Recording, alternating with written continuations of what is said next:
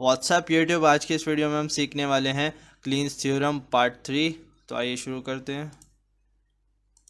आज की वीडियो का टाइटल है क्लीन्स थ्योरम कंप्लीट पार्ट 3।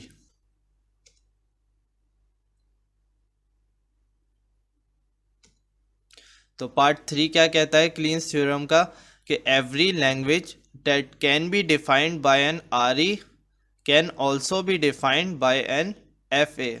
यानी कोई अगर हमारे पास लैंग्वेज है जो कि आरई से डिफाइन हो सकती है, रेगुलर एक्सप्रेशन से डिफाइन हो सकती है, तो वो एफए से भी डिफाइन हो सकती है। ये है हमारा पार्ट 3 ऑफ क्लीन्स थ्योरम। इसको प्रूफ करने के लिए हम पार्ट 3 को 4 रूल्स में ब्रेक करते हैं। वो रूल्स ये हैं। रूल 1 का कोई ख़ास नाम नहीं है, लेकिन रूल 2 को हम कहते हैं यूनियन ऑफ टू एफएस, जबकि रूल 3 को हम कहते हैं कॉन्कैटिनेशन ऑफ टू एफएस, और रूल 4 को हम कहते हैं Kleene's closure of an FA या Kleene star of an FA.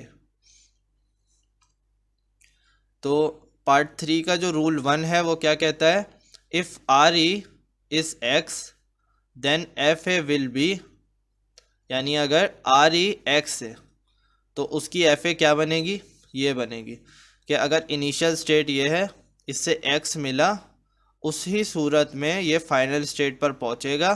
वरना अगर इसे एक्स के एक्स स्ट्रिंग एक्सेप्ट एक्स, अगर इसे एक्स के अलावा कुछ मिला तो ये डेड स्टेट पर पहुंच जाएगा। और अगर इसे x मिलने के बाद भी कुछ और एक्स्ट्रा स्ट्रिंग मिली तब भी ये डेड स्टेट पे पहुंच जाएगा और फिर डेड स्टेट पर ही रहेगा। अब आ जाते हैं अगली एग्जाम्पल पे। इफ़ आर ई इज़ नल, अगर आर ई खाली हो, यानी खाली स्ट्रिंग की आर ई है, तो उसका एफ ए हम कैसे बनाएंगे।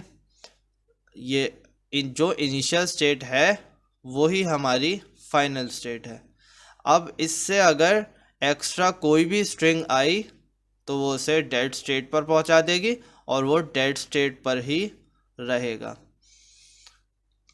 तो आज के लिए इतना ही। वीडियो पसंद आए तो ज़रूर लाइक कीजिए और चैनल को ज़रूर सब्सक्राइब कीजिए और वीडियो को अपने सारे दोस्तों के साथ शेयर कीजिए। सी यू नेक्स्ट टाइम।